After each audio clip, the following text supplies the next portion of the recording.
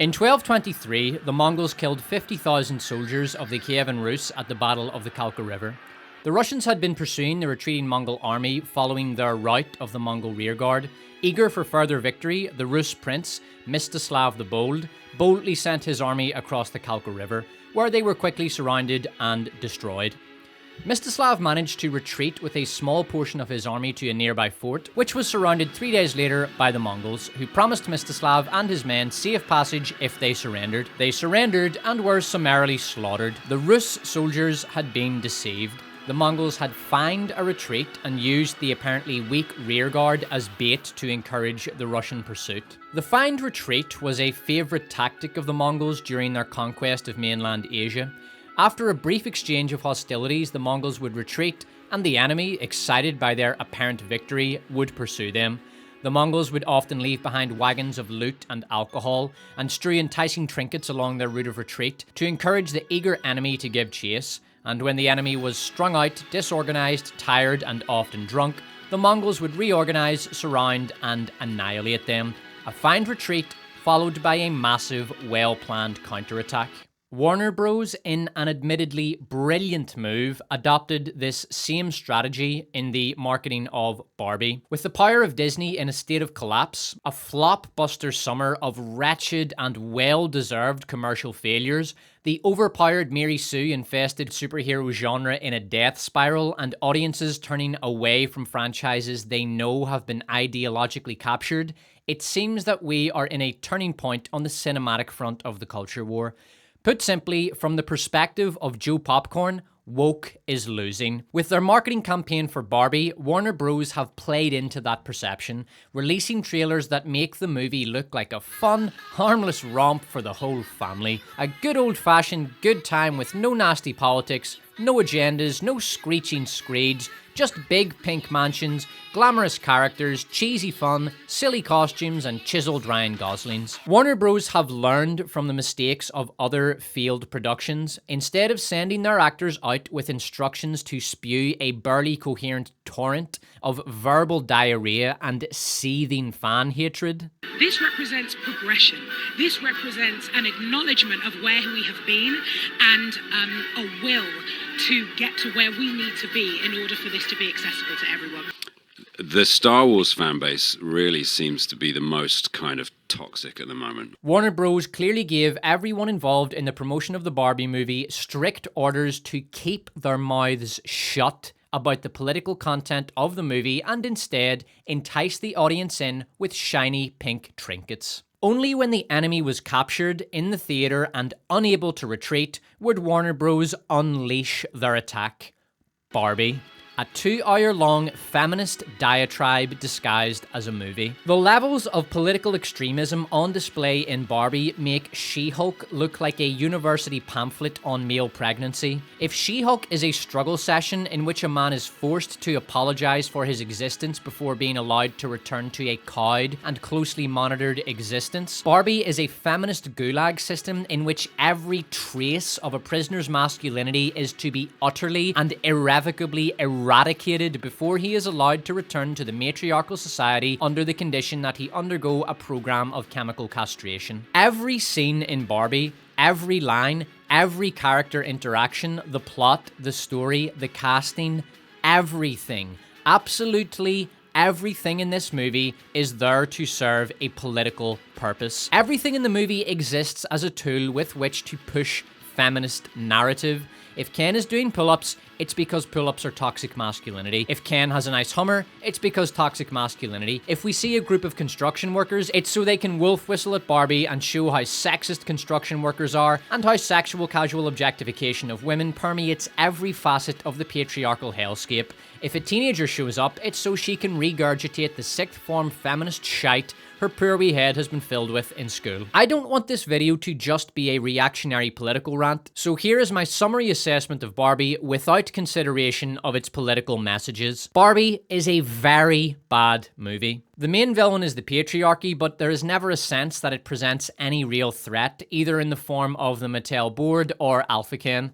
Will Ferrell gave a low-effort, bland performance. Parts of the movie are rushed and other parts are too long. Barbie and Ken are two-dimensional characters, but every other character isn't even two-dimensional. They're one-dimensional. Will Ferrell, Asian Ken, and all the other Kens, and every single man Barbie meets in the real world are one-dimensional cardboard cutout caricatures. Teenage Communist and Boss Mom are the worst characters in the movie by far. Both exist simply to scream blunt force feminist rants into the face of the viewer and do not serve the plot in any meaningful way. Neither are even remotely endearing, and Teenage Communist in particular is supremely unlikable. There is no explanation for why Boss Mom or Teenage Communist goes back to Barbie Land with Barbie. The premise of Barbies being affected by the real world play of their owners makes no sense, as this would entail them all dying when the doll they are linked to inevitably ends up getting crushed in a landfill. Some of the music is terrible.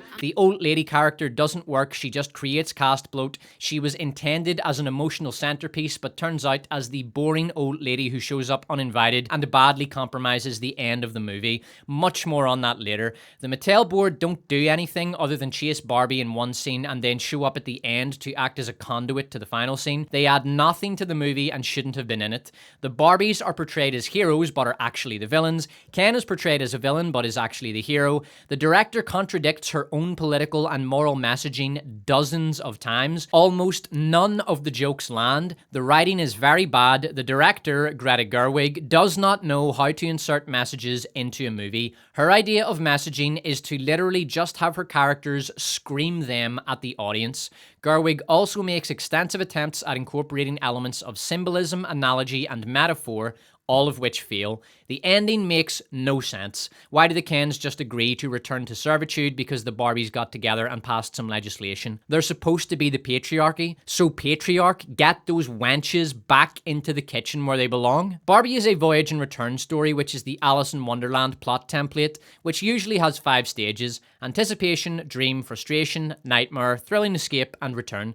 The dream stage of the plot in particular is handled clumsily. It's brought to an end way too quickly because Gerwig was impatient for the movie to get to the all men bad message, and the thrilling escape was pathetic. The Mattel board make for a weak villain. They're too slapstick, harmless, and caricaturish to be a genuinely threatening presence in the movie. There are also character contradictions. Ken assumes that a female doctor is a nurse because sexism, but that makes no sense since Ken has only ever existed in a matriarchy where the only doctors are women.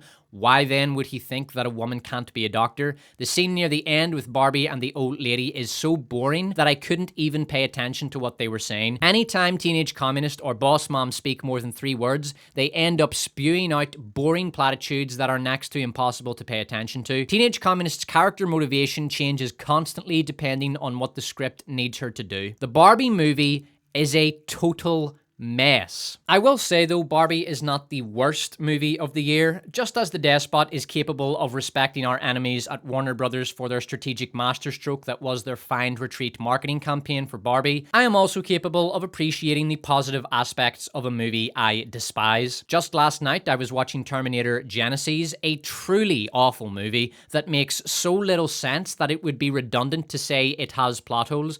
The entire movie is just one gigantic plot hole with Terminators. But Arnold Schwarzenegger was very funny in it. He plays an endearing, deadpan version of the Terminator that is very easy to take for granted. And this version of the Terminator is a successful iteration of a Terminator built upon the franchise's Do Androids Dream of Electric Sheep theme. And the movie is a stellar example of an entertaining train wreck.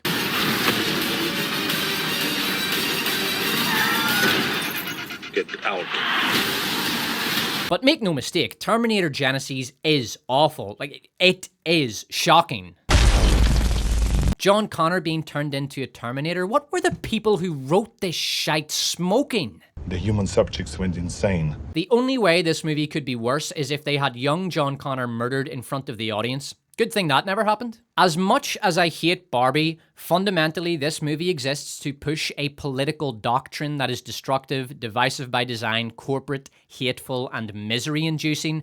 I can admit that the movie does have a few redeeming aspects. Margot Robbie is good as Barbie and Ryan Gosling is excellent as Ken. He clearly worked his ass off to get himself in great shape to play Ken. He's charismatic and, at times, funny in spite of the script. He elevates a hammy role and carries the entire third act of the movie. This isn't Javier Bardem showing up to a movie he knows is absolute unmitigated wank just to receive a paycheck, and putting in a performance that has all the emotion and excitement of a quadriplegic houseplant. I can't be bargained with, can't be reasoned with. I don't feel pity or remorse or fear. I absolutely will not stop ever until Skynet rules this world. Barbie also has a unique visual identity. The art design is outstanding. It's ultra gaudy and grotesque. The mixture of plasticity imitating reality, brutalist unicorn colors, and the embrace of uncanny valley scale makes Barbie Land look simultaneously dreamlike and horrifying. I would contrast this with Pixar's latest well-deserved box office bomb, Elemental, a movie that utterly fails to establish a visual identity because the art design is so bland. There is not a single character design or location in Elemental that isn't immediately forgettable. It is a movie that spinelessly coasts along on visual platitudes because it lacks any real sense of personality, visual or otherwise. Barbie's music ranges from excellent to bad to Nicki Minaj vomiting inane, incoherent garbage over the top of Aqua's Barbie World. The best piece of music appears only briefly, a remix of Richard Strauss's Also sprach Zarathustra, more commonly known as the 2001 opening music. More on that later. The movie's lead song, which serves as an opening dance number, Dance the Night, performed by Dua Lipa, is a very well put together piece of disposable dance pop. Ironically, for a movie that pushes a female supremacist narrative, this song, which is publicly attributed to a woman, was written by a man, Mark Ronson. There's also a nice Billie Eilish ballad in there. Now for the very bad. Nicki Minaj's contribution sounds like a bag of cats screaming out in agony while being flushed down a toilet. And Sam Smith wrote a song for Barbie. It sounds like this. Batman to the rescue. Barbie, your time is up. The director of Barbie, Greta Gerwig, should have cast the shite that Sam Smith delivered to her for the movie into the gutter where it belongs. Instead, she made the same mistake the Bond producers infamously made when they chose Sam Smith's pathetic attempt at a Bond song over Radiohead's masterpiece Spectre for the title sequence of 2015's Spectre. Smith's song, which does not deserve to be named, has since become widely regarded as the worst Bond song, while Radiohead's opus continues to grow in reputation. The Spectre production not only missed an open net with that, they turned around and booted the ball into their own net from the 90-yard line. Wow, awful. Absolutely awful. Now, given just how absurdly political this movie is, I cannot continue this video without getting into the specifics of Barbie's socio-political messaging. Oh my god, when will you movie YouTubers learn to stay away from politics? Just review the movie and shut up about politics. This was a good video until you said a thing I don't like. I'm out. You lost me when you said, woke. There's no such thing as woke. I'm afraid that's not possible, non-playable sheep. Reviewing Barbie without addressing its political messages would be like reviewing Triumph of the Will without reference to that movie's political elements. Both are propaganda films, both are designed to elevate a political doctrine. In a movie like The Last Jedi, politics is the elephant in the room. In Barbie, the room has been designed specifically to accommodate the elephant. The movie is its politics. If you were to remove all political elements from Barbie, you would be left with a few minutes of dance choreography followed by the end credits. But fair warning has been given. If you, like non-playable sheep, do not want to hear me dismantle Barbie by addressing its political components, now is the time to leave. Just go watch Chris Stuckman's review of Barbie instead. You'll find it much less challenging. I am wearing a Jaws shirt. As mentioned earlier, Barbie is a 5-stage voyage and return plot. All 5 stages are catalyzed by feminist concerns and involve heavy-handed use of straw men and socio-political metaphors. In the anticipation stage, Barbie gets flat feet. How horrifying! Now she won't be able to satisfy sexist male expectations of her person by wearing high heels every minute of the day, and she's been having negative thoughts. How dare she? A woman is expected to maintain a positive demeanor all the time, do as the patriarchy expect, and keep a smile plastered on her face while she does it. This won't do, she'll have to get it fixed. The dream stage lasts literally seconds before the frustration stage begins. Creepy stares, wolf whistles, and sexist comments start pouring in from every corner. I thought it would have been the human shit everywhere in LA, or the open-air homeless camps, or the used needle-strewn streets, or the shoplifting gangs that defined the frustration stage. But no, it's sexist men publicly objectifying women, a problem that has plagued the sexist backwater that is LA for years. This is also the stage in which Simp Ken begins his transformation into Alpha Ken when he realizes that in the real world, men aren't subservient, they dominate, and they do it by using a system called patriarchy. The thrilling escape is Barbie fleeing from a group of hyper-powerful men trying to force her into a literal box, a metaphor for how men force women into predetermined roles in society from which there is no escape. The nightmare stage is the matriarchy being displaced by Alpha Ken's patriarchy. The return stage is Barbie and her girl boss allies curing the women of the patriarchal brainwashing by reminding them of how amazing they are and always have been, toppling the patriarchy and re-establishing the matriarchy as it should be. The ending is Barbie becoming a real woman by rejecting male expectations of her, and, of course, because this is a feminist film, vagina. Gynecologist. Everything that happens in this movie, from the very first scene to the last word of dialogue, is politically motivated. That's a lot of politics.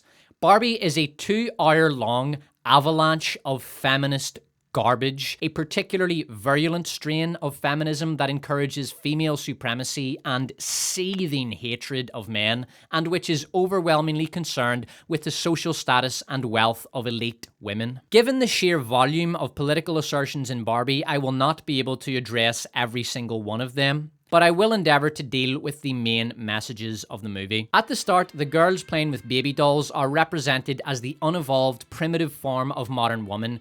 Girls playing at being mothers and thus preparing themselves for a life of motherhood are to modern women what the apes at the start of 2001 are to man. So we're only a few seconds in and already we have our first political message. Stay-at-home mothers are social primitives. The girls are clearly not enjoying themselves here.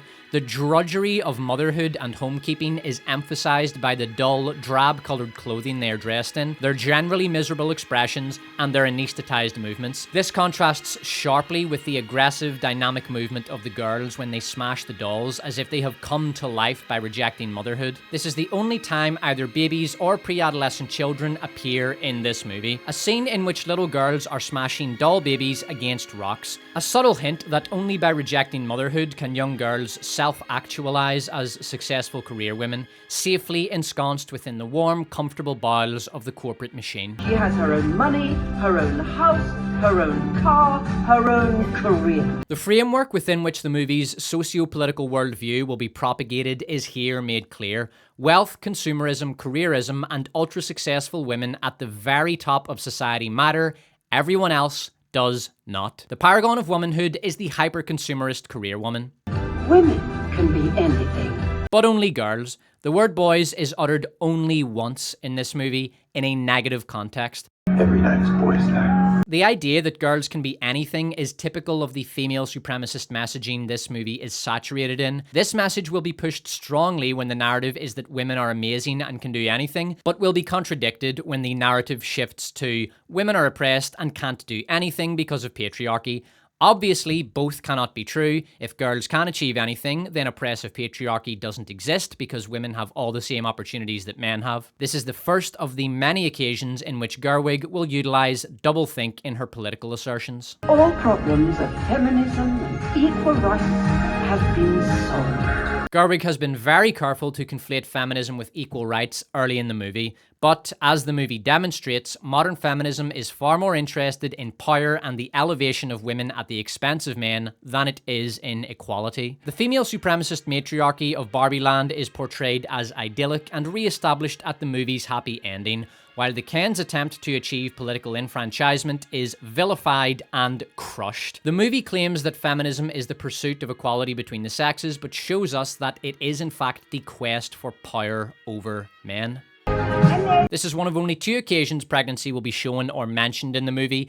A literal drive-by glance before the woman in her shameful condition is quickly brushed aside. She will be seen again, but only as a prop for a jump scare joke. Female companionship is shown to be idyllic and peaceful. Turn to the Barbie next to you. Tell her how much you love her. Compliment her. How come you're so amazing? No comment. This will soon be contrasted against the testosterone-driven aggression between men. So that doesn't make sense. And you can beat yourself up. You're gonna beat both of us up. We next see body-positive Barbie expressing anti-free speech sentiments that are supposed to make her sound smart. She's arguing the Citizens United case, asserting that private organizations, which she refers to as corporations, do not have the right to free speech. In real-world terms, this would mean that private non-profit organizations would not be able to air criticisms of political candidates they oppose.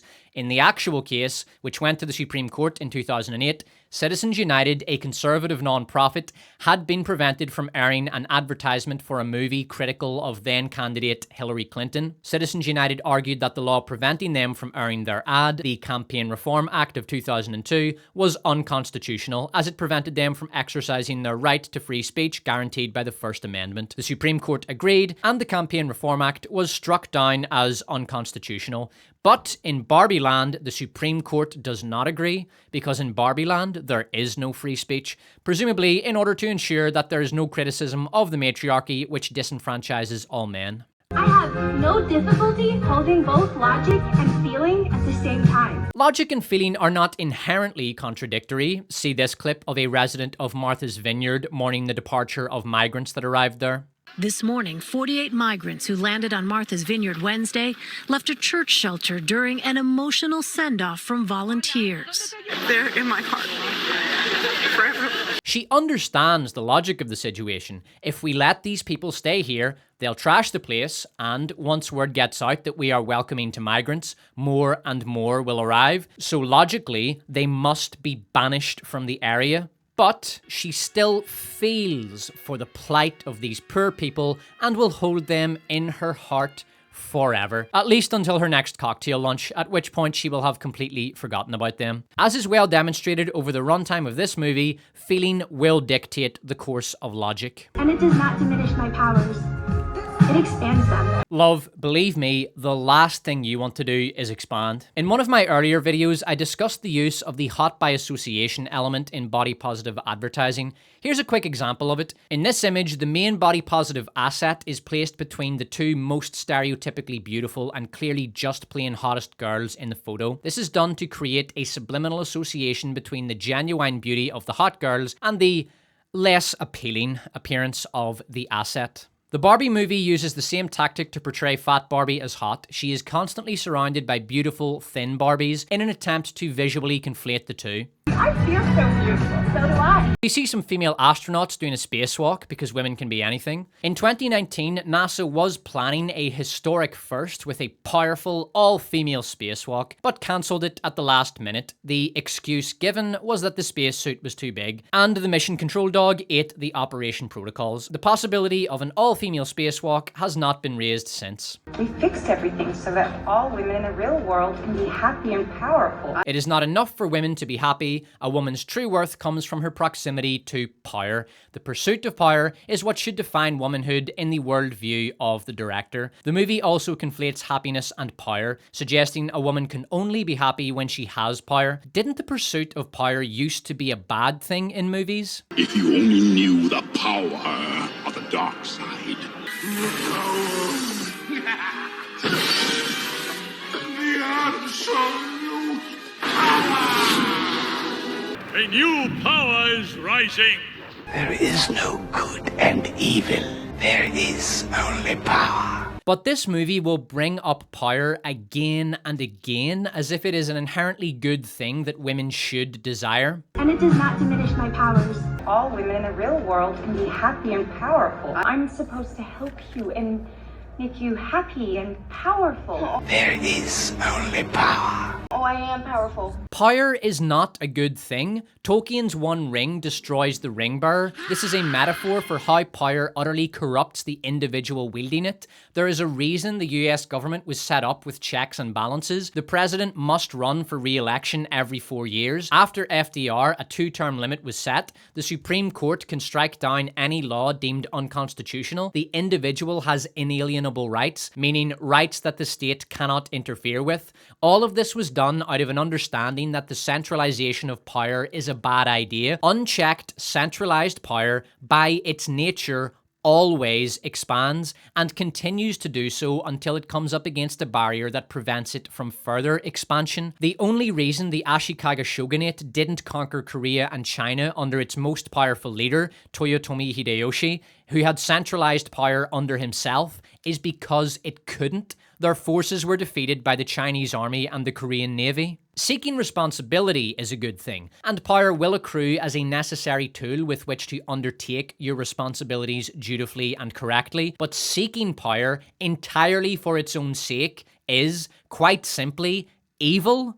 A woman who wants to be a high-powered lawyer attending power lunches today can very easily become the utterly corrupt politician of tomorrow who no longer has anything even resembling a moral compass left. And yes, the same is absolutely true of men. By the way, I have received literally hundreds of comments pointing out the fact that I pronounce the word power as par, usually in the comments section of my Rings of Power videos. To these comments, I respond, there is no good and evil, only par. As political as the first act of Barbie is, it is the least political part of this movie. When Barbie gets to what this movie calls the real world, the political messaging gets turned up to 11 and put on She-Hulk steroids. The real world in Barbie is, like Barbieland, a weak straw man. It is simply a caricaturish assemblage of anti-male tropes shoehorned into downtown LA. This is not the real world, this is Patriarchyland, and it is every bit as fictional as Barbieland. The sexist stirs and wolf whistles start as soon as Barbie arrives in Patriarchyland, and the strawmanning is lazy, blunt force, and shamelessly low effort. What's going on? Why are these men looking at me? Yeah, they're also staring at me. Men love being looked at, but women hate it, which is why TikTok thoughts don't show up to the gym in their underwear to get men to stare at them so they can pretend to be upset and post a performative outrage video online for millions of people to watch. Watch this guy try move to me at the gym. Checks absolutely nothing on his phone. Looks over at me being busy sorting my wrist straps. These f***ing straps taking up too much time. Makes a swift return. Also, looking at women as violence now. Mine very much has an undertone of violence. So this... Oh, hello. You must be Jane's friend. So is self-defense. We next get the very tired feminist trope of the construction workers aiming lewd comments at a hot girl. Gerwig is determined to portray construction workers in the worst possible light. This is a perfect example of Gerwig's hypocrisy. She claims victimhood status for all women and laments how the patriarchy keeps women down, but she feels perfectly comfortable vilifying broke working stiffs. The average construction worker salary in the United States is $39,000. The average salary across the entire economy is $60,000. Construction workers are poor labourers with no power and no influence. They are close to the bottom of the socioeconomic ladder. The patriarchy does not exist, but if it did, construction workers wouldn't be invited. But this $150 million Hollywood movie, directed by a born and bred coastal elitist millionaire, is quite happy to take a big, filthy dump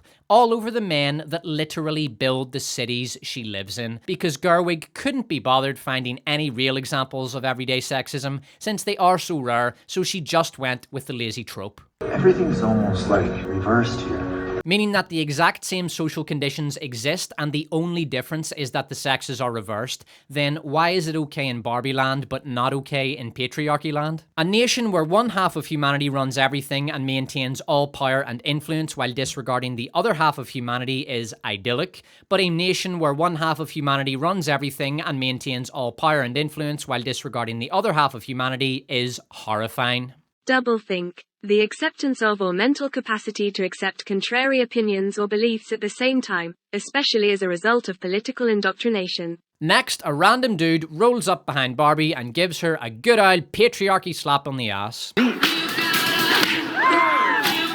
This is a total hallucination. If a man did this in LA, he would, if he's lucky, only lose all of his money to the girl in a civil lawsuit. The suit would never get anywhere near a judge. The guy would settle, the girl would get his net worth, and if he's lucky, he will avoid a criminal charge, which would probably involve the imposition of damages to be paid to the woman, which would inevitably lead him to declare bankruptcy. If this went public and his name got out there, he would be fired and it would be basically impossible for him to get a job thereafter.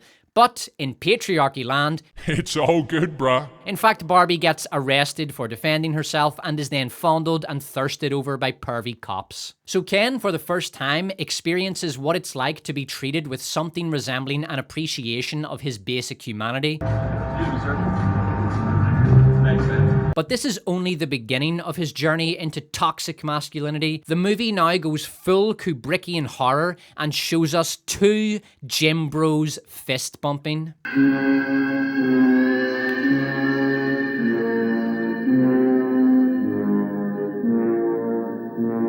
Because gym camaraderie between men, and indeed exercise itself, is toxic.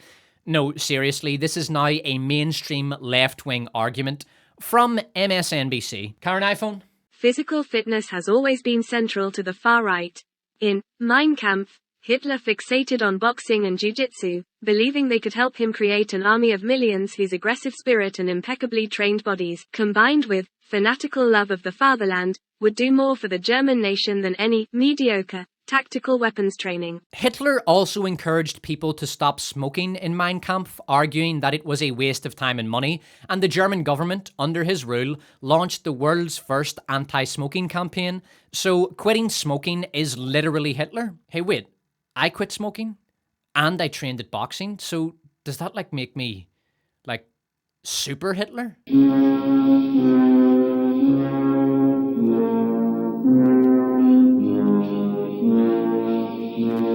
The reason feminism is coming for your workout is because gyms are the only space left where men can just be men without being harangued for engaging their naturally masculine drive for strength and accomplishment. Feminism absolutely will not stop ever until every shred of masculinity has been eradicated from Western society. Doing business is also toxic. Making deals is toxic. Preventing a subordinate from involving herself in high-level negotiations she is neither qualified for nor paid to be involved in Not now, Margaret. is toxic. Male success is toxic. Female success is wonderful, commendable, and necessary. Money, house, car, career.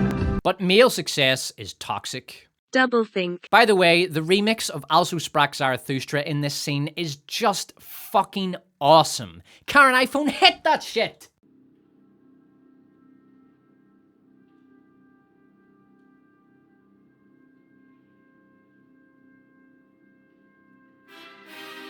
George Washington rejected total power in favour of representative government with checks and balances designed to prevent the centralisation of power and keep power in the hands of the people. Toxic. Abe Lincoln led America through its Civil War, reunited the country, crushed the Confederacy, and freed 3.5 million human beings. Toxic.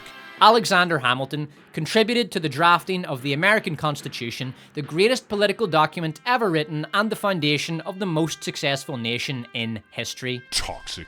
Competition is toxic, sports is toxic, making money is toxic, being the best is toxic. Sylvester Stallone is toxic. This is without doubt the best scene in the movie. A man who has only ever known subjugation suddenly realizing his potential. A man who has been told that he will never be anything other than a side piece understands in a moment of glorious epiphany that he can make it. A magnificent compilation of masculine achievement rounded out by Stallone, the living embodiment of the American dream. A man who raised himself from squalor to the heights of wealth and greatness, who wanted success but was willing to fail as long as he failed on his own terms, and Ryan Gosling's reactions are perfect.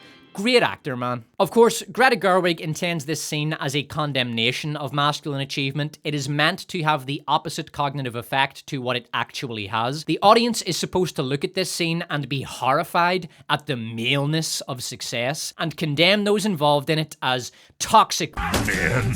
Gerwig chooses to show Sylvester Stallone as an exemplar of toxic male success. She disregards him as an individual and portrays him as nothing more than a symbol of what she and her ilk call toxic masculinity. She doesn't want you to see the man, the individual, the human story that is Stallone. She wants you to see only her deconstructionist distortion of him. But the Despot does want you to see Stallone and know his story. I would not presume to be able to tell it anywhere near as compellingly as the man himself. And so I had $106, the rent was $300, I had a pregnant wife. I knew that if I sold it, even for $500,000, I knew that after the money was gone, I would become very bitter for having sold out. The reality of Sylvester Stallone as a broke, struggling actor at the end of his rope, casting one last throw of the dice in the hope of making it and earning enough money to support his growing family and keep a roof over their head while being chased for money by his landlady, doesn't fit with the image of toxic male success that Gerwig wishes to portray. Gerwig, a woman who never once in her life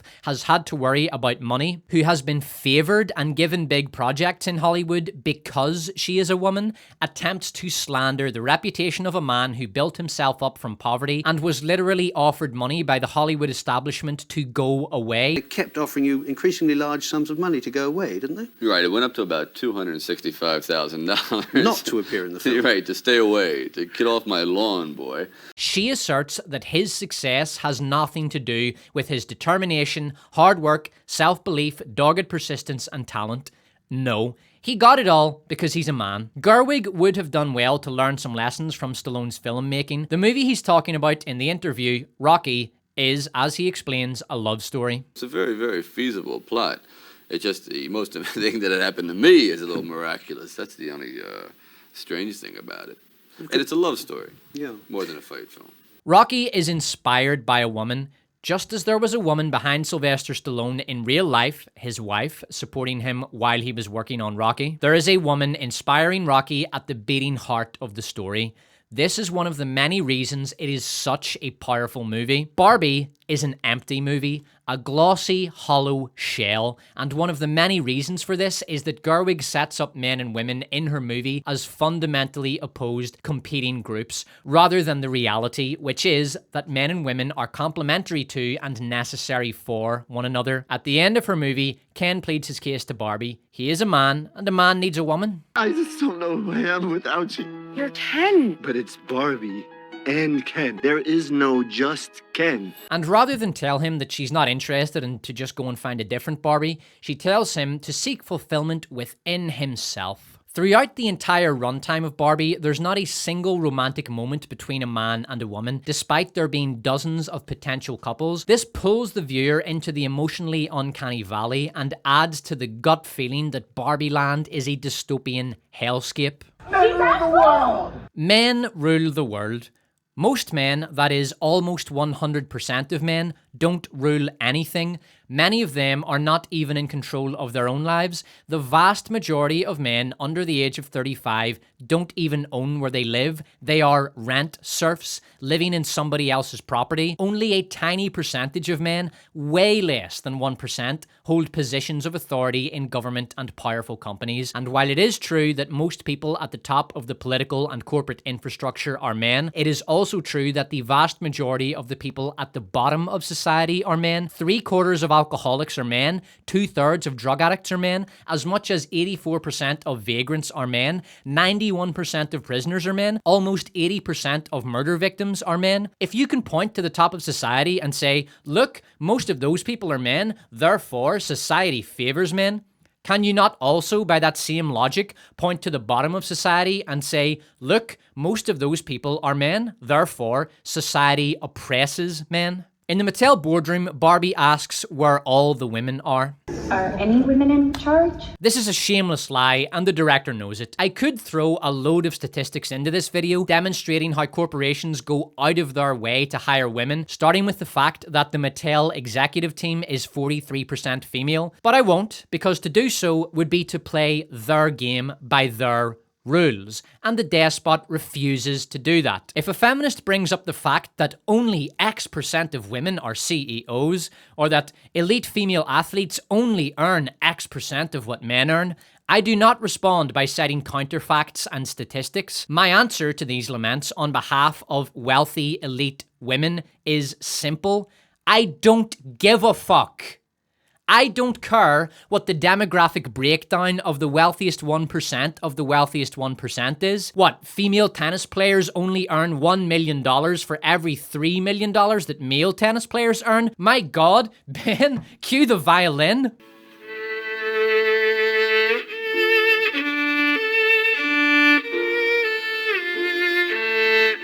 Hey, 14 million Brits not earning enough to cover basic living expenses.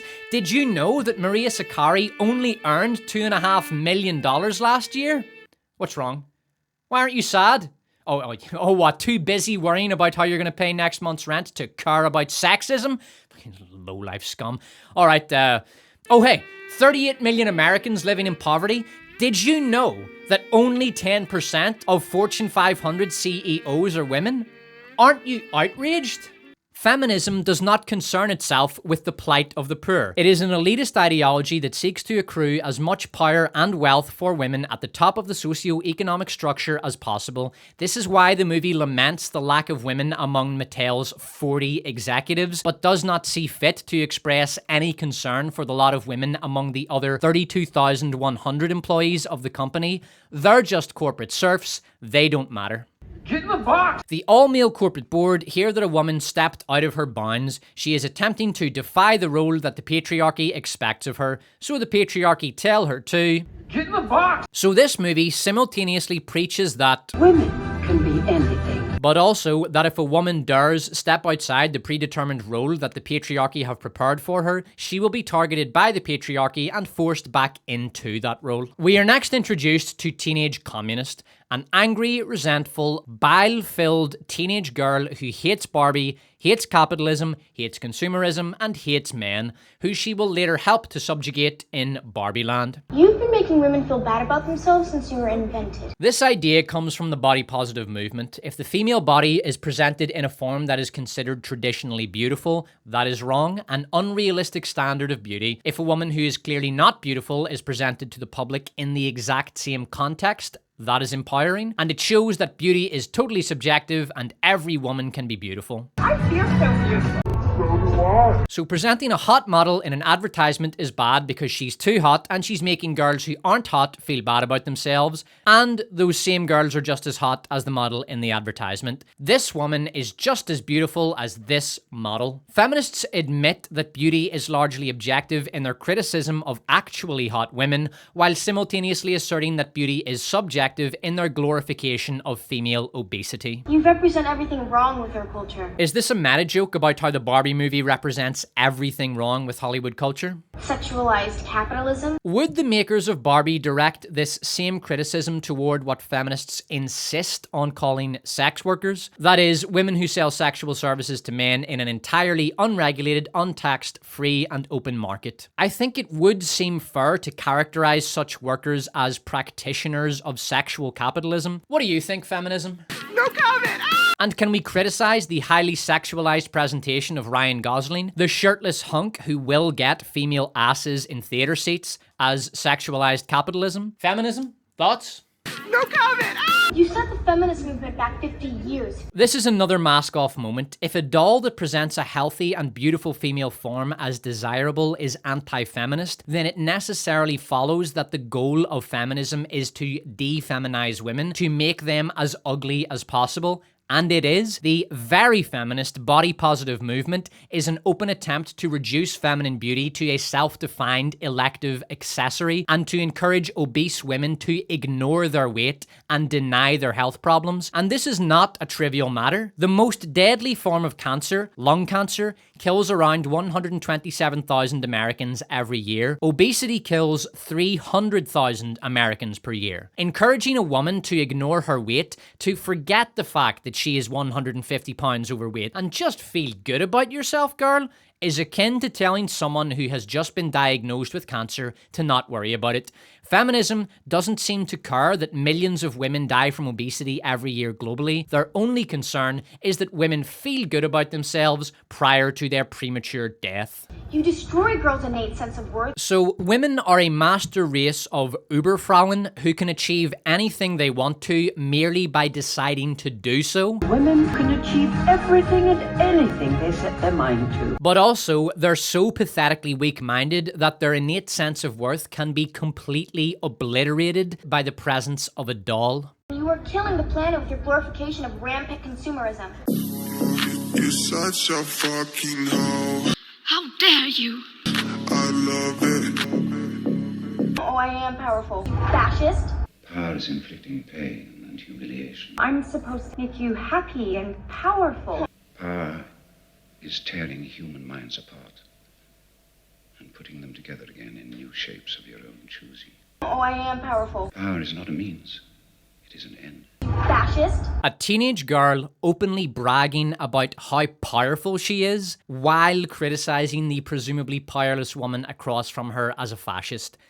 Do I need to explain the hypocrisy here? At the library, Ken takes out Why Men Rule, Men and Wars, and The Rights of the Patriarchy.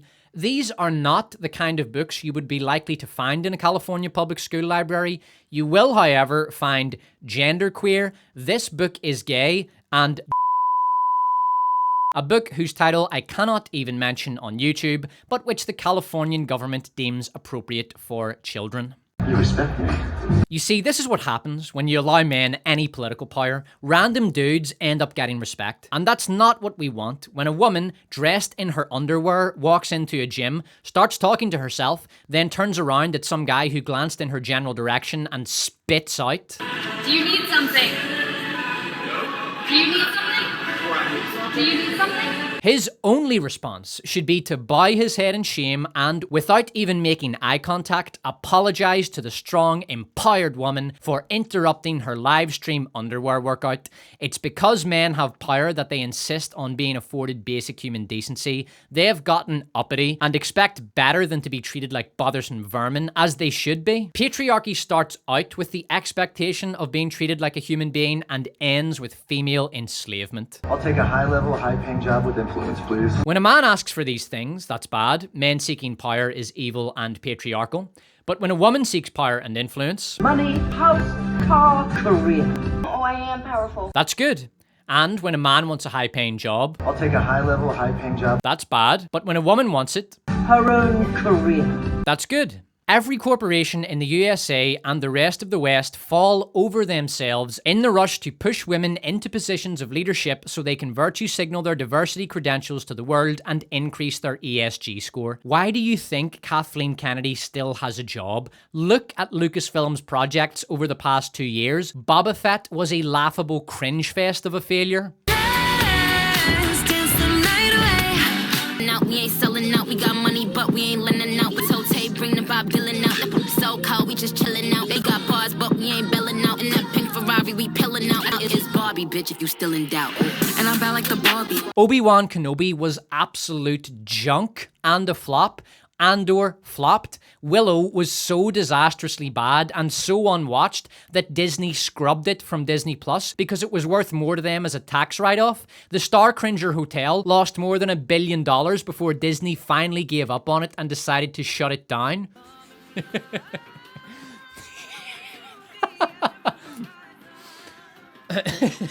Mandalorian Season 3 bombed on Disney Plus, and Indiana Jones and the Dial of Destiny bombed at the box office, losing Disney hundreds of millions of dollars. Yet, for some reason, Kathleen Kennedy is still head of Lucasfilm. I wonder why. Jennifer Salke is the head of Amazon Studios, which produced Rings of Power, a historic disaster which lost 2/3 of its debut audience over the course of the first season of a planned 5. Meanwhile, the men Salke fired from Amazon Prime went over to HBO and made House of Dragon. And yet, Jennifer Salke is still head of Amazon Studio, I wonder why. Velma is one of the most despised and badly reviewed shows in history, but executive producer Mindy Kaling still gets a medal from the president, and Warner Bros., the same company that made Barbie, greenlit a second season of Velma. If these women had funded their garbage projects from their own independent studios, those studios would have gone bankrupt years ago. The only reason they can still work is because they are supported by the corporate machine. They are protected from the consequences of the free market by mega corporations that eat the losses incurred by the feminist shite that they manufacture, because publicly firing high-profile women is bad PR. How do you think Elizabeth Holmes was able to run a completely fraudulent company for 13 years without selling a single unit of product? I believe the individual is the answer to the challenges of healthcare. Might it have had something to do with the fact that she was the darling of the corporate media industrial complex? A healthcare pioneer is being compared to visionaries like Bill Gates and Steve Jobs. This morning, Elizabeth Holmes is part of the new Time 100 list just out. Her mission is to allow blood testing in every drugstore at a fraction of Medicare costs. Her innovation has fueled anticipation in the healthcare industry and made Holmes the world's youngest female self-made billionaire. And that any man who dared question her ridiculous claims about her company's technology would immediately have been labelled a sexist and exiled from polite society. Can I talk to a doctor? You are talking to a doctor. Men are so sexist that even when they are raised in a matriarchy where only women are doctors, they assume that only men can be doctors. Then I can't hire you. This lifeguard is the only man in the entire movie who isn't a complete moron. I need to find somewhere where I can start patriarchy fresh. No, you don't. You just need to move to any one of the many countries where patriarchy is practiced and which feminists never talk about. The protesters started after the death of 22-year-old Mahsa Amini, while in the custody of the morality police. Why was she arrested? For not wearing her hijab properly. Men look at me like I'm an object. Sexual objectification of men. I'd like to see what kind of nude blob he's packing under those jeans. Good. Sexual objectification of women. Men look at me like I'm an object. Bad. A truck car I'd like to have, actually. A man's desire to own anything, especially a vehicle, is toxic masculinity. No, Ken, you'll own nothing and you'll be happy. But if a woman wants to own valuable property, house, car, that's great. That's reality-challenged women. Yes, a woman who thinks she's Barbie is a reality-challenged person, but is the same true of a woman who thinks she's a man? Or a man who thinks he's a I mean, trans women are women. Trans Barbie is brave and stunning. There's not even any such thing as women. Anyone can be a woman. Men can't become women. You're CFO. Me? You're COO. Here. President of... No one gives a fuck. I'm a man with no power. Does that make me a woman? No, there are no circumstances under which a man can become a... Garbage tries to preempt the response she anticipates to her criticism of an insufficient number of elite corporate women by strawmanning it. We had a woman CEO in the 90s. As previously explained, the correct response to a feminist moaning about the lack of millionaire women in the room is, I don't care. Barbie being placed in the box is accompanied by the sound of prison cells closing shut.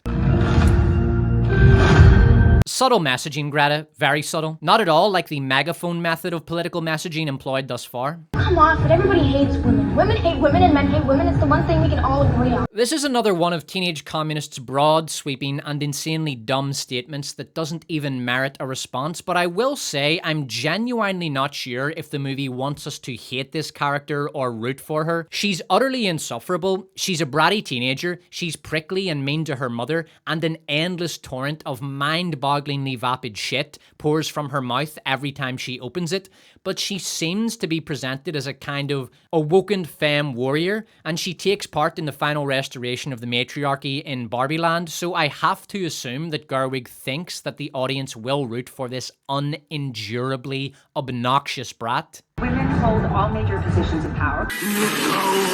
Control all the money. Basically everything that men do in your world, women do in ours. According to Forbes, women control 70 to 80% of all purchasing decisions. Notice also that she says that everything men do in the real world, women do in Barbie Land. In the real world, men controlling everything is bad. In Barbie Land, women controlling everything is good. So we're back at Barbie Land and we get a brief scene of men enjoying themselves playing volleyball, which we will soon learn is a manifestation of toxic masculine patriarchy. Also, Mr. Taiwan Does Not Exist makes an appearance. 你还有中国就是叫西纳，我做很多采访，很多，所以在一个采访，我有一个错误，所有人问我。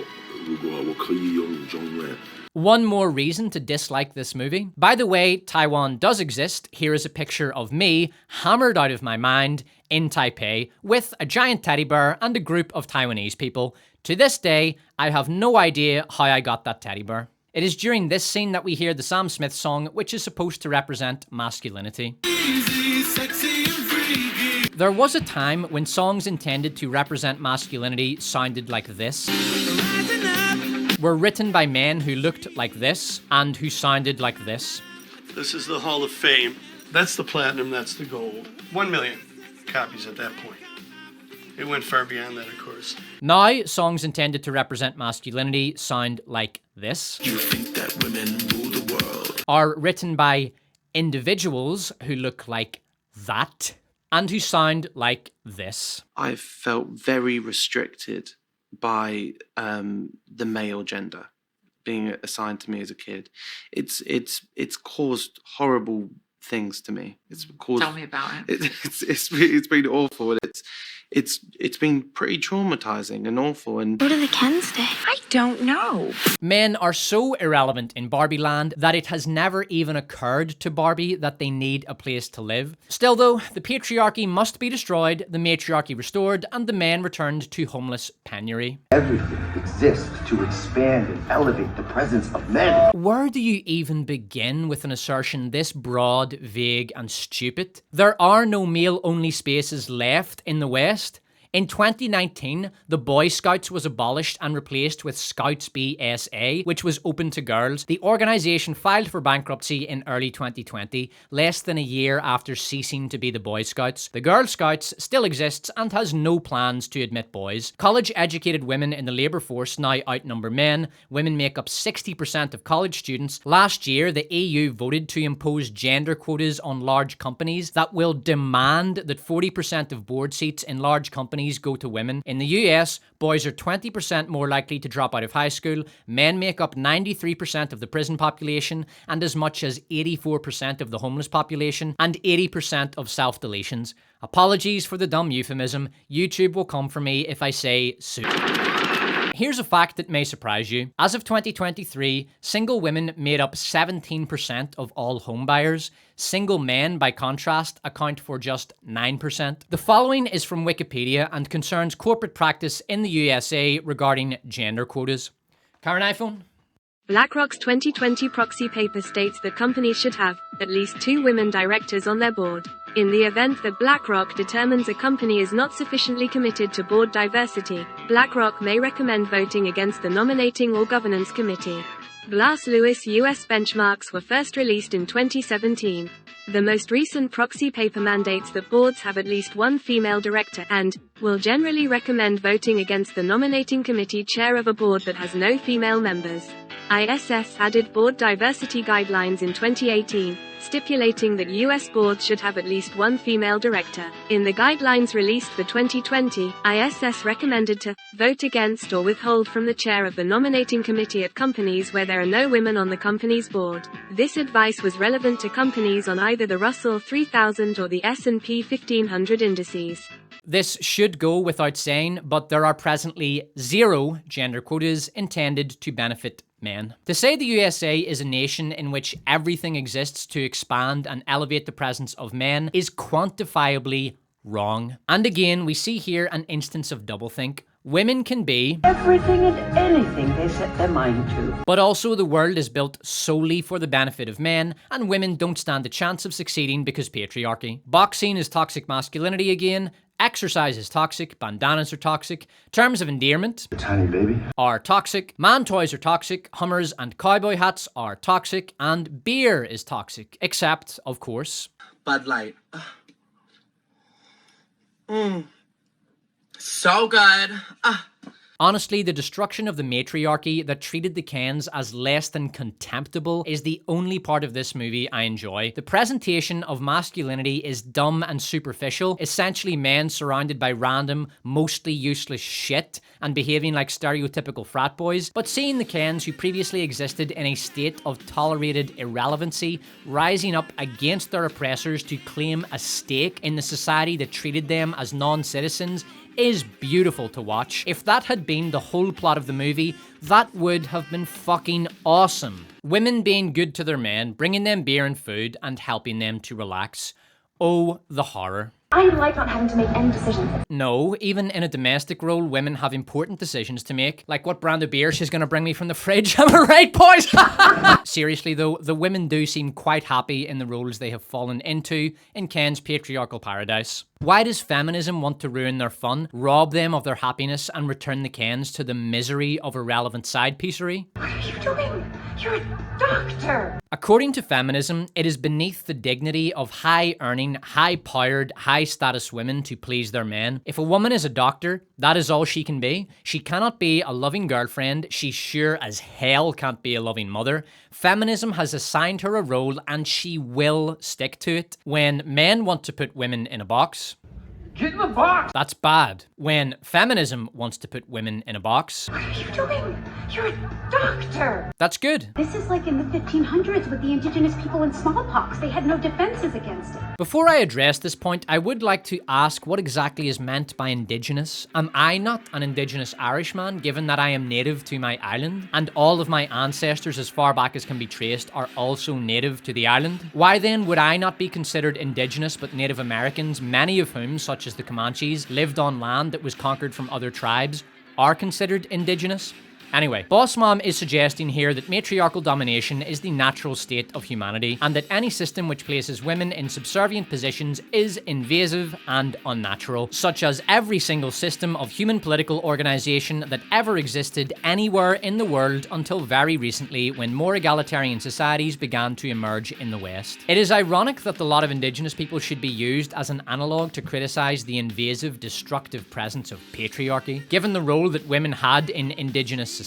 Here's just one example, an account of the Ainu of Hokkaido, a people native to that island, written by John Batchelor, an English missionary who studied the Ainu in Hokkaido in the late 19th and early 20th centuries. Karen iPhone, if you would. Batchelor also describes the daily life of Ainu women, appalled at the amount of hard physical labor and household chores they must do, and claimed that the women were slaves to the men. Batchelor's opinion on Ainu women changed slightly by his later book, The Ainu and Their Folklore, in which he claimed to know 2,000 or 3,000 Ainu women well, and that despite the tattoos some were good-looking, and that all Ainu women are at times happy.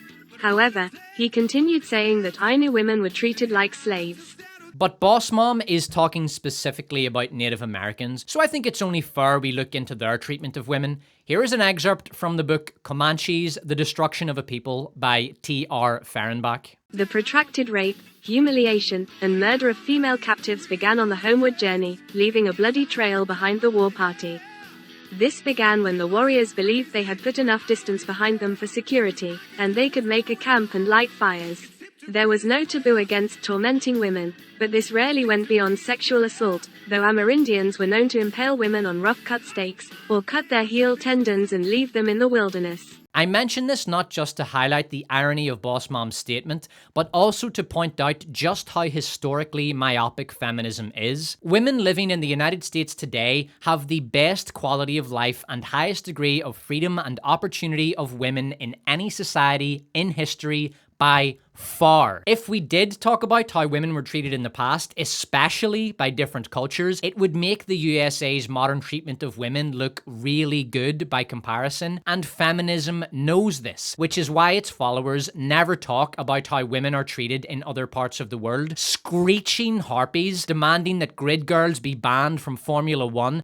Then actually you're not letting women make their own choices. I could not agree more. That is not what feminism actually is. Feminism is not about that. Feminism is about about equality. It's about treating men and women the same. This is clearly a situation in which women are treated differently to men. Some jobs become obsolete in the name of progress. That is just a fact. And also, in the name of progress, I mean, we've Hot girls be banned from Subway ads and criticizing directors because there's not enough female-only screen time in his movie. This is a, person with a great deal of acting talent, and yet you haven't really given her many lines in the movie. And I wondered, I guess that was a deliberate choice on your part, and I just wanted to know why that was, that we don't hear her actually speaking very much. And Margot, I wanted you to also comment about being in the film in this part. Well, I just reject your hypotheses. Are very quickly exposed as clout-hungry charlatans when you ask them why they aren't talking about FGM in Somalia. You failed me! Just to contextualize this scene before we move on, the director of this movie intends this as the villain's monologue. Ken's speech is supposed to elicit the same emotional response and cognitive effect as this. First, there was a dream. Now, there is reality. Here, in the untainted cradle of the heavens, will be created a new super race, a race of perfect physical specimens. So keep that in mind throughout the rest of Ken's monologue. Out there I was somebody. And when I walked down the street, people respected me just for who I am. I could have ruled that world, but I don't need any of those things here. Here I'm just a dude. And you know what? That's enough. Do I need to point out to you that this movie has just completely undermined its own argument? That Ken has fully justified the Chadglorious Revolution? Before the patriarchal uprising, Kens were so marginalized by the Barbie matriarchy that it didn't even occur to them that they should be treated with basic human dignity. Ken's seizure of power abolished a system of political oppression in which men had no rights at all. He's a hero. Pull-ups are toxic and exercise is a far-right obsession. Let's see how Barbie responds to Alpha Ken's enfranchisement of the Kens. You can't do this. The Barbie matriarchy was a paradise. The Ken patriarchy is a living hell. Why exactly? This is Barbie land. Barbie is arguing here that the people who built this nation have an exclusive claim upon its political management and cultural practices, and that outsiders have no right to stake any sort of claim whatsoever within the boundaries of that nation. This is an ethno-nationalist argument. We built this country. It's ours. No one else is allowed a say in how it's run. Fuck off. Are we gonna stand on the sidelines, quietly standing there while our country gets raped? Yes, a feminist movie is invoking ethno-nationalism in defense of matriarchy. How's that feel? It is not fun, is it? This is actually a great moment in the movie. It's the perfect opportunity for Barbie to realize just how horrendously unjust the Barbie matriarchy was and make amends. Perhaps enter political negotiations with the Kens in a spirit of compromise and equality. This does not happen. Barbie, against the very obvious evidence to the contrary, continues to believe wholeheartedly that Barbie land was perfect before. Instead of acknowledging the legitimacy of the Kens' claim to citizen rights, the movie chooses to have Barbie lead a reactionary power grab to return the Kens to a state of non-citizenry. This is my Mojo Dojo Casa House. It's not Barbie's Mojo Dojo Casa House. When a man is rejected and told to get lost, he can suck it up and, I don't know, go sleep on the beach or something. When a woman is rejected and told to get lost, she has every right to feel hard done by and enter a state of vengeful outrage. Have a look at this shot. Barbie is so horrified by the much more egalitarian society of Ken's patriarchy that she is no longer willing to physically participate in it. Now look behind her. Everyone's partying, having a good time. The Kens are happy, the Barbies are happy, yet she maintains that this is all wrong. She will not be satisfied until she has reclaimed total political control for her faction. We have to go back. Barbie land needs saving. Teenage Communist previously described Barbie as a fascist. Now appalled by the newly acquired citizen status of half of Barbie Land's population, she wants to return there to help instigate a counter-revolution that will strip the new citizens of all of their rights and deprive them of their newly won property. Right. Either you're brainwashed. Women wanting to treat their men well and act in a feminine and loving manner is the result of brainwashing, but women throwing away their youth and rejecting marriage and children so they can go to work in a literal box on the 22nd floor of some disgusting building for 20 years until the company has a bad quarterly and tosses her out on her ass. Perfectly sane. Either you're brainwashed or you're weird and ugly. If you love your man and he loves you, that's bad, but if you hate all men and men hate you, that's preferable. What? Movie, do you even hear yourself? It is literally impossible to be a woman. Oh, for fuck's sake, here it comes.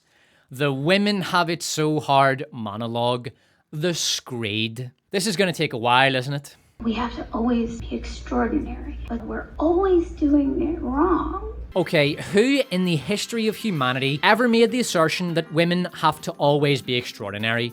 No one expects this of anyone. Even people with the highest levels of responsibility in the world, such as major CEOs and political leaders, are not expected to always be extraordinary because we are aware that they are human, and the idea that women are always criticized as getting it wrong is just plain bullshit. If you consistently perform well, you will generally get credit for it, especially if you're a woman. Look at Phoebe Waller-Bridge. She got a lot of credit for writing and directing Fleabag. As a result of that show's acclaim and popularity, she was rushed to the highest echelons of Hollywood. She was brought in to co-write No Time to Die, the last Bond movie. You know, the one where they killed James Bond. She was brought into Lucasfilm to help destroy the Indiana Jones franchise, and she is currently involved in an attempt to destroy the Tomb Raider franchise at Amazon under the approving gaze of Jennifer Salke. She got all that from one show.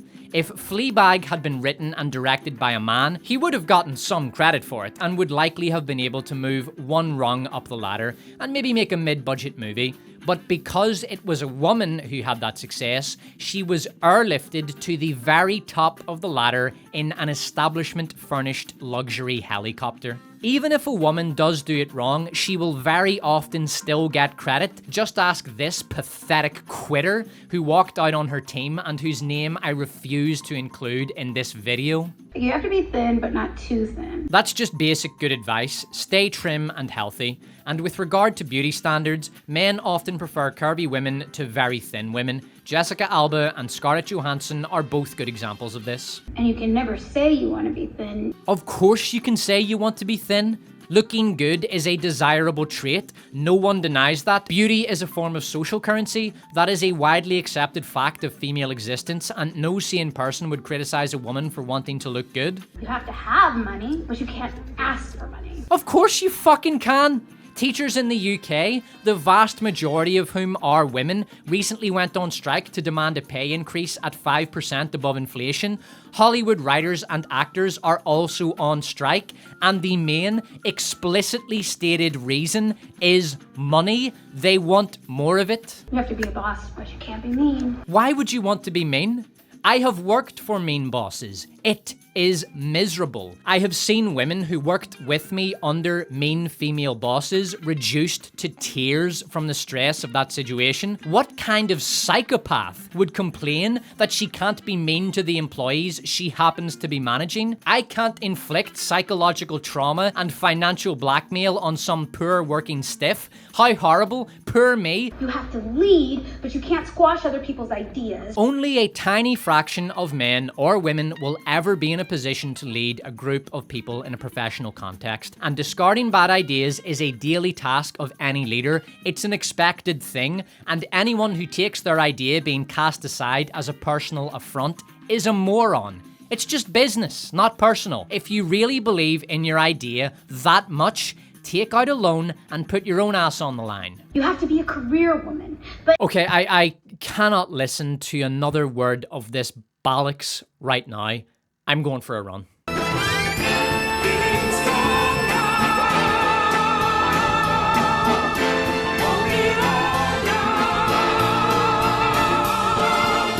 Right, where were we? You have to be a career woman, but also always be looking out for other people. The only people telling women they have to be careerists are feminists. not men. But also always be looking out for other people. This is such a nebulous assertion as to be almost entirely meaningless, but my guess as to what Gerwig means when she inserts this line into the script is that women are tasked with always being responsible for those around them, which is not true. No one expects that of anyone. We are all well aware that life is hard enough just taking care of yourself and your family, and in any case, the kind of person who is always looking out for other people is not well thought of. There's a name for those types. They're called busybodies. 6079 Smith W. Yes, you. Bend lower. No thanks. The vast majority of people are quite happy to just get on with their life while everyone else minds their own damn business. You have to answer for men's bad behavior. There are, at present, well over 1 million men in prison in the United States. It's insane that I even have to point this out, but given just how batshit on a clown stick absurd this Screed is, here we go. No woman, none, had to answer for the crimes or behaviours of any of the men currently in prison. Those men had to answer for their own behaviour. They answered for it, and now they're in jail. For now at least, human beings in the USA are not collectivised by demographic, despite extensive efforts that have been made to that end by those who are determined to impose an intersectional caste system on the country. Individuals are treated as individuals, not representatives of an externally defined identity group. As such, when an individual does wrong, that individual is held accountable and no one else. You're supposed to stay pretty for men, but not so pretty that you tempt them too much or that you threaten other women. Women are sometimes called out for being too pretty, and the plaintiffs in these cases are always, without exception, body positive activists. The terminology they use is something along the lines of presenting an unrealistic standard of beauty to women, and beauty is totally subjective, and a 250-pound Wilde-blob is just as desirable as a woman that is actually identifiable as such. She also asserts here that women have to look pretty for men. This gives me an opportunity to discuss an obscure but very interesting piece of history. From the Wikipedia page on Eva Braun, Hitler's girlfriend. She led a sheltered and privileged existence and seemed uninterested in politics. One instance when she took an interest was in 1943, shortly after Germany had fully transitioned to a total war economy. Among other things, this meant a potential ban on women's cosmetics and luxuries. According to Speer's memoirs, Braun approached Hitler in high indignation. Hitler quietly instructed Speer, who was armaments minister at the time, to halt production of women's cosmetics and luxuries rather than instituting an outright ban. The Third Reich conquered Europe and fought their way to the gates of Moscow and Stalingrad, but were unable to prevent women from using cosmetics. Women like to look good, and choose to do so entirely of their own volition and without any pressure from men to do so. But never forget that the system is rigged. I'll keep my response to this simple. It's just another one of this movie's 528,000 lies. See previously mentioned statistics about how well women are presently doing in the USA. The system is a deliberately vague term, but in academia, Hollywood, and the corporate world, women are heavily favoured. If anything, the academic, media, entertainment, and corporate systems are rigged in favour of women. You have to never get old. What? Who said you have to never get old? That's physically impossible. To quote Haruki Murakami, only the dead stay 17 forever. I hope women get old.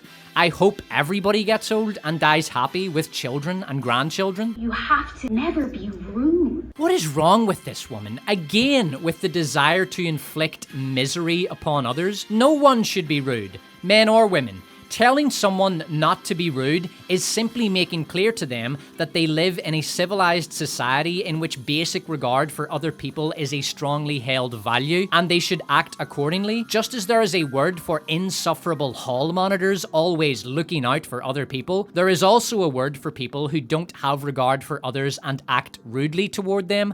They're called assholes. Never show off. I'm going to let my man Bruce Lee handle this one. Showing off is a fool's idea of glory.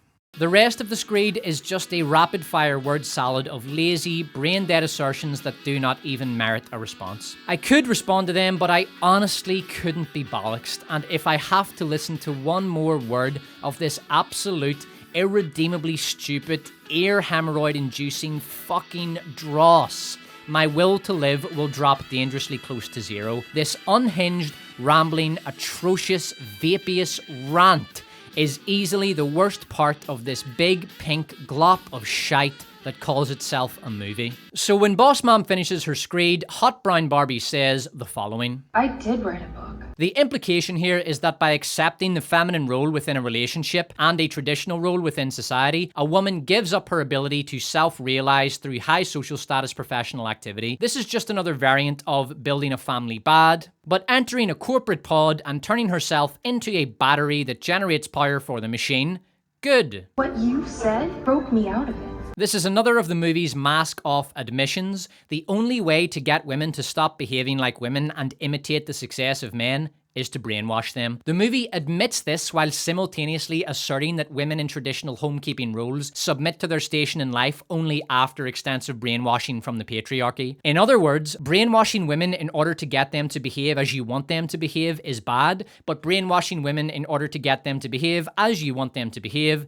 is good. By giving voice to the cognitive dissonance required to be a woman under the patriarchy, you robbed it of its power. No, by spewing a cognitively dissonant, lazy, badly written, unhinged, nonsensical pack of lies, you have demonstrated the necessity of patriarchy. Well done. Hell yes, white savior Barbie! Teenage Communist was upset at Barbie for altering women's perception of themselves through external coercion. You destroy girls' innate sense of worth. Now, Teenage Communist is congratulating Barbie for altering women's perception of themselves through external coercion. The matriarchal reactionaries then concoct a plan to pull all the Barbies into the back of a van, put them through a brainwashing session, and release them back among the Kens as political assets, which constitutes female empowerment, according to this movie. And when their guard is down, you take the power back. The power.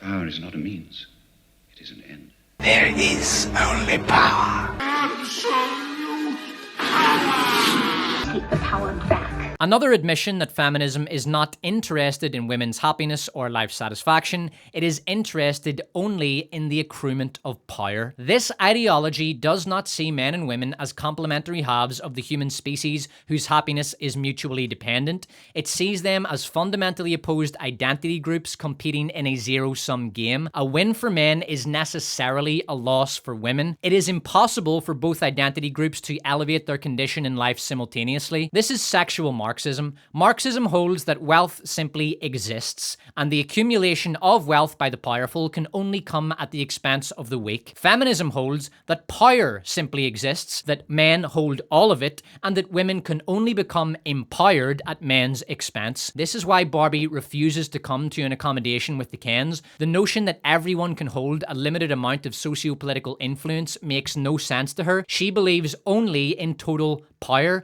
and the struggle of the group to attain that power in a brutal zero-sum game. Oh my god, mansplaining. When incompetent men explain my own area of expertise to me. Suddenly, I don't feel so bad for those women captured by the Comanches, flayed and left to die in agony in the wilderness. At least they didn't have to experience the horror of a man trying to help them use a software program, or even worse, listen to a film geek spurg out over The Godfather. You have to find a way to reject men's advances without damaging their egos. What, like this? You truly make me the happiest person on earth.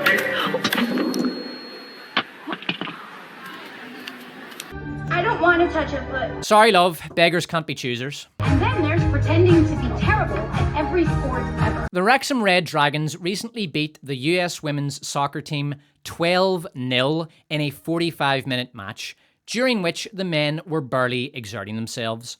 That is all. Turn the Kens against each other. After brainwashing the entire female population to use them as assets through which to seize total power, the matriarchal anti-revolutionaries are now declaring their intention to instigate a civil war among the Kens. The alternative was to just leave everyone alone and let them be happy. And these women are, according to this movie, the good guys. He wants to control the government. Boss Mom is criticizing Ken for wanting to control the government while she is actively involved in a political conspiracy to seize total control of the government. We have been over how Ken's villain monologue is actually a heroic justification and a call to justice. Here's the movie's real villain monologue. Give them their dream come true. And at the peak of their happiness, When they think you actually care, you take it all away. At the peak of their happiness, you take it all away. It isn't even enough for women to be all powerful, men must be miserable. So the Barbies all walk away from their men to make the men jealous of and angry at each other. I have to give credit where credit is due here. This is genuinely funny. The joke is that the fat Barbie doesn't realize that she's the grenade and actually thinks the guy who has sacrificed himself so his bros can get laid will be upset. Greta, hate the movie, but that joke did make me laugh. All those in favor of letting Barbie Land be Barbie Land. I wonder, would the same right of cultural sovereignty be extended to European nations? Can England just be England and not import 1 million So the jumpsuit uniformed pink guards have achieved their anti-revolutionary goals, recaptured total power and returned the Kens to a state of servitude. Like he's reinstated the Barbie Land Constitution to what it should be. The Kens are once again homeless and no longer have any right to political participation or property, but diverse President Barbie does toss them a small bone. Maybe a lower circuit court judgeship. We accept. The purpose of this appointment being to set up the following assertion. One day, Kens will have as much power and influence in Barbie Land as women have in the real world. Implying, of course, that women have next to no real power in the real world, and once again exposing the feminist belief that power is the only real thing that matters. There is only power. What about Barbie? What's her ending? She's in love with Ken. I'm not in love with Ken. Of course she isn't, because Greta Gerwig is a deconstructionist director who subverts the audience's expectations by deconstructing old, outdated tropes in order to update the movie for a modern audience. How clever and original, and not exactly like every single other modern Hollywood director. So Barbie can't have the happily ever after with a man ending because patriarchy, but she can have. Vagina. The old lady shows up again and has a conversation with Barbie that bored me so completely that I'm not going to cover it in this video. Sorry, not sorry. Teenage communist gets offended because her father said, "Si se puede," which translates to yes, she can, and was used by Latino farm workers in the US in the 60s during a civil rights campaign. Teenage communist responds thusly to her father's linguistic endeavors. That's appropriation, Dad. No, it isn't, you unendurable Marxist gobshite. It's a man trying to improve his mind by learning a language, suggesting that uttering words is the exclusive right of native speakers of the language that produced those words is a profoundly stupid argument. What Teenage Communist is doing here is called cultural gatekeeping, which is an extreme version of cultural ethno-nationalism. These words belong to us by right of blood.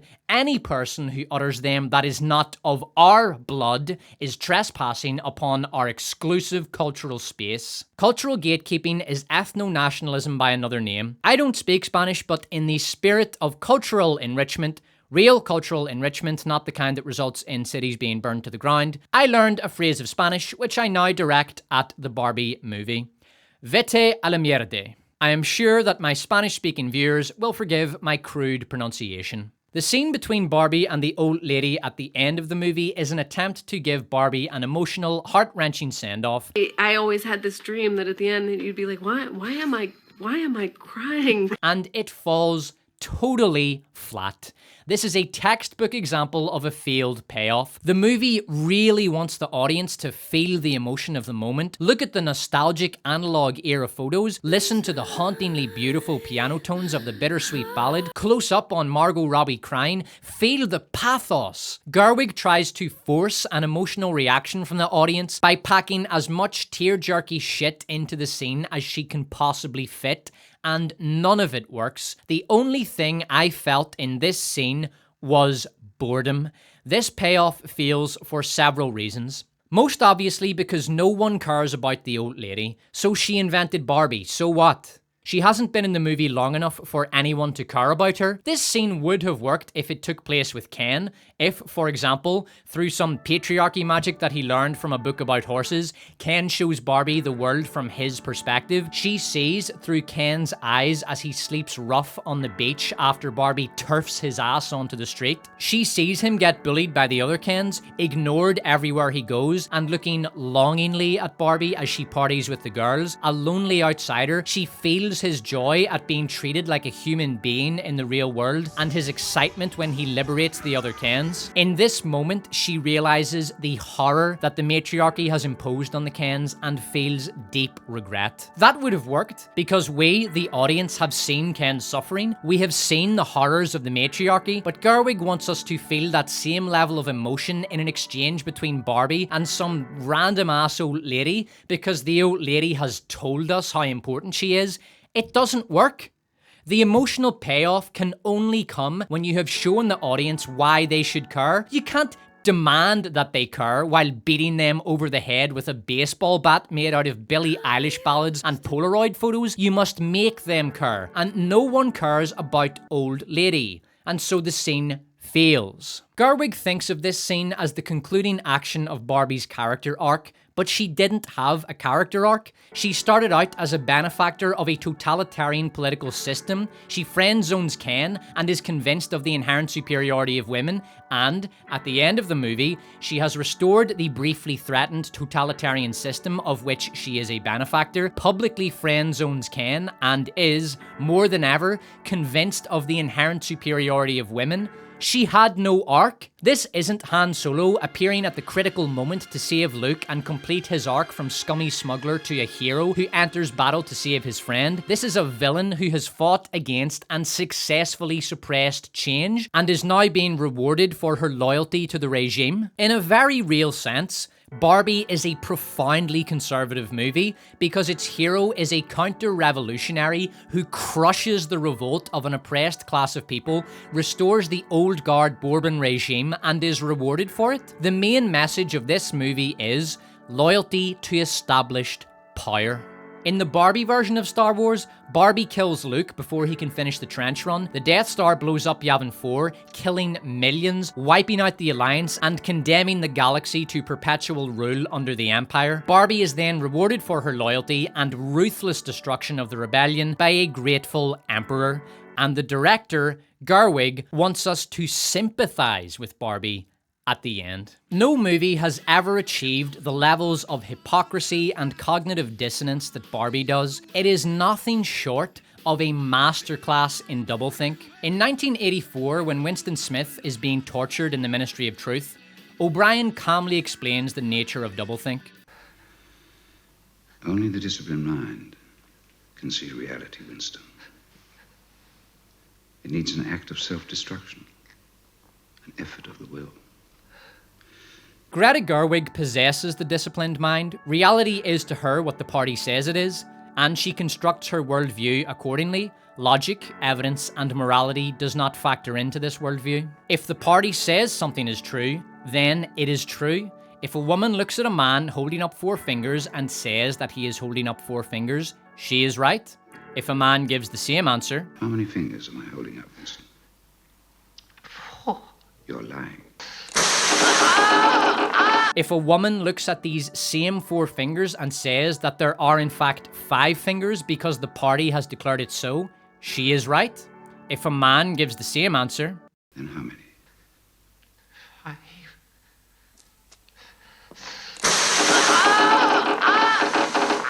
Barbie isn't the clever social commentary that the director thinks it is. It is a series of piss-weak strawman analogues filled with hypocritical, dumb, and nonsensical assertions and politically motivated lies. You literally have no idea what you are talking about. The opening act of Barbie is a brilliant commentary on how women are treated in the real world. By relegating Kens to the status of non-entities who exist only to compete for the attention of the Barbies, Gerwig is showing the men viewing the movie what it feels like to exist as a woman in the real-world patriarchy. Chris Stuckman said it best. It is trying to teach you something.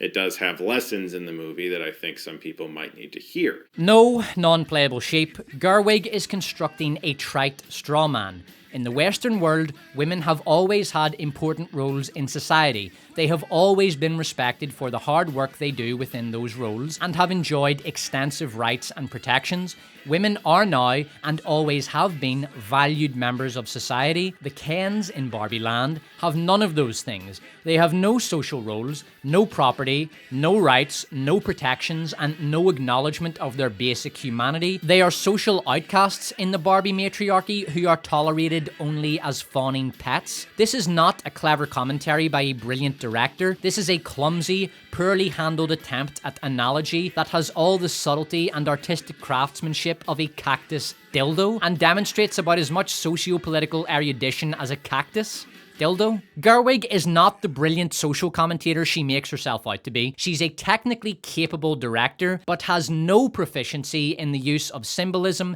metaphor, analogy, and psychology in film. She is aware of these elements. Her Kubrick homage at the start of the movie clearly indicates her intent to incorporate all of these elements into her film. She's just really bad at it. Barbie has been a massive, record-breaking success. The movie made $356 million on its opening weekend on a budget of $145 million.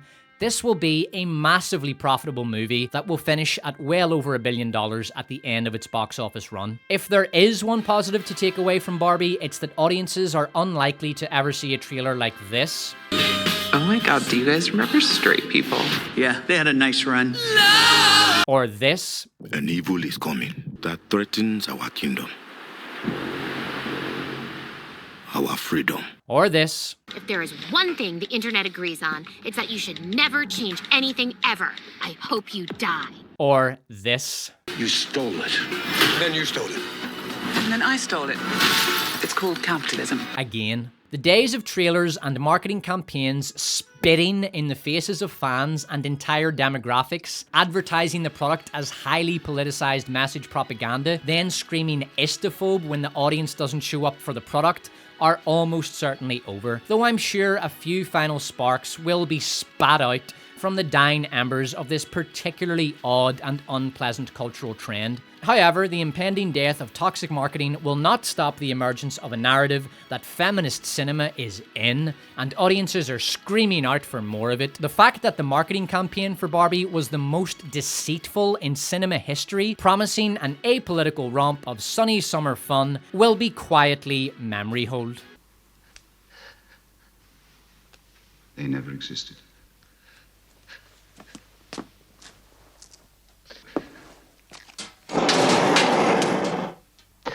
I remember. You remember. I do not remember. As much as I despise my enemy, I also respect them. Warner Bros. Have achieved a masterstroke with Barbie.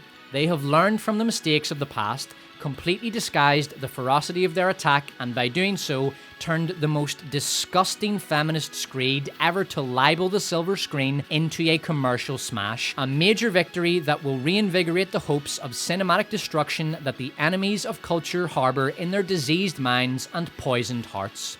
14 years after their resounding victory at the Kalka River, the Mongols returned to the Kievan Rus with 120,000 men and conquered it. Barbie is not a singular victory, it is the beginning of a campaign.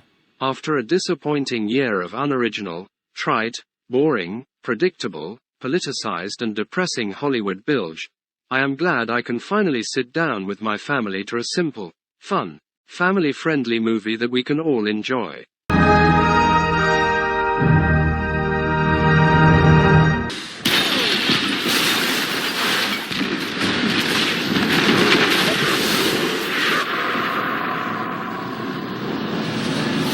Thanks for listening, subscribe, and don't forget to deprive the like button of its basic human rights.